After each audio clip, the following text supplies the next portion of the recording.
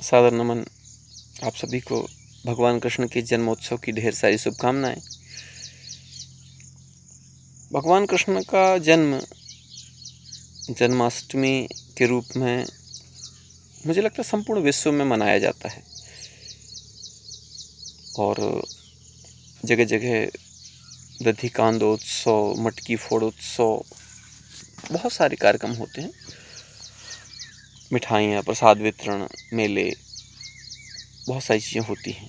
अच्छा है, इससे लोगों को रोजगार मिलता है, चिंतन बदलता है, जानकारी होती है कि भगवान कृष्ण कौन थे।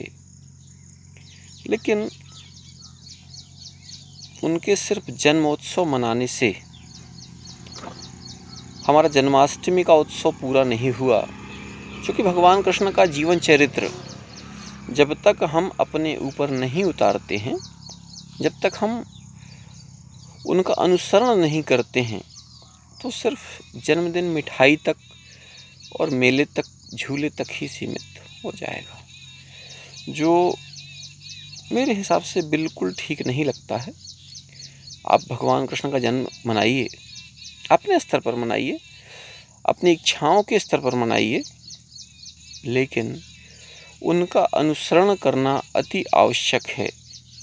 क्या किया उन्होंने, किसके लिए किया उन्होंने, अपने लिए उन्होंने क्या किया, समाज हित, देश हित, जनहित। एक राजा के रूप में वो जाने जाते हैं, जबकि एक सामान्य व्यक्ति थे वो, लेकिन वो भगवान हो गए। क्यों? एक सामान्य व्यक्ति भगवान कब हो जाता है, इस बात को हमें समझना होगा। जब वो समाज के लिए, देश के लिए, अपनी प्रजा के लिए समर्पित हो जाता है, तो वो ईश्वर तुल्य हो जाता है। जिस तरह से गांव का मुखिया होता है, घर का मुखिया होता है, बिल्कुल वैसे ही हमारे भगवान कृष्ण हमारे मुखिया के रूप में, हमारे समाज के मुखिया के रूप में, हमारे दुख दर्दों को बांटने के लिए उन्होंने जन्म लिया था। कौरव पांडव के बीच का उन्होंने देखिए समझौता कराया, प्रयास किया उन्होंने, लेकिन कभी भी गलत का साथ नहीं दिया उन्होंने। ऐसे बहुत सारे उनके जीवन के उदाहरण आते हैं, कथाएं उनकी बहुत सारी हैं, सबको पता है, लेकिन सिर्फ रासलीला रचाते थे, यह लोगों को याद रहता है।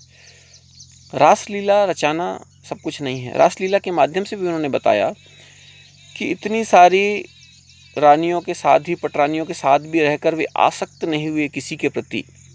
सबके प्रति उनका स्नेह और समर्पण था। सिर्फ हम लोग किसी भी महिला के साथ जुड़ जाते हैं, उसके शरीर के प्रति आकर्षण हमारा बढ़ जाता है, जो ठीक नहीं है।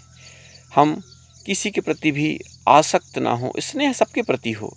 तो ऐसा जन्माष्टमी का त्यौहार हम सब मनाएं। इसी के साथ आप सभी को पुनः भगवान कृष्ण के जन्मदिन की ढेर सारी शुभकामनाएं। आपका दिन, आपका जीवन, आपका समाज, आपका परिवार सब कुछ पवित्र हो। जय हिंद, जय भारत, जय माता दी।